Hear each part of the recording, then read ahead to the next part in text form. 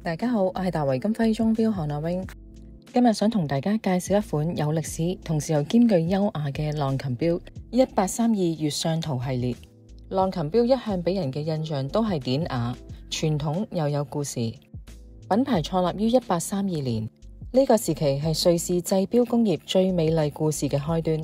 今次浪琴錶亦都以佢嘅始創年份命名呢個1832系列。手錶直徑係40mm，用上高質嘅精鋼作為主要材料。錶頸係用抗磨損嘅藍寶石玻璃，而且內層呢仲有多層嘅反光塗層，方便喺日頭或者室內呢都可以清楚咁睇到時間。黑色嘅錶面襯翻銀色嘅指針，俾人嘅感覺呢係光澤閃亮又夠優雅。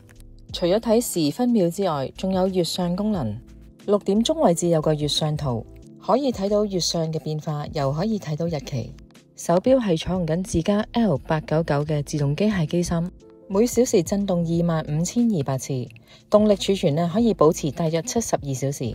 而錶帶就採用緊有白色車線嘅黑色真皮皮帶，反轉睇就會見到個透視底蓋，可以欣賞到呢個又好靚打磨嘅機芯。呢款手錶官網定價係19300蚊，咁我哋而家都做緊個超筍價，折咗1萬頭就買到啦。仲有原廠保用，有興趣錶迷可以上嚟門市試下。如果中意呢條影片嘅觀眾，可以 share、like 同埋訂閱我哋嘅頻道，咁就可以時刻獲得我哋最新嘅手錶資訊。今集介紹到呢度，下集見。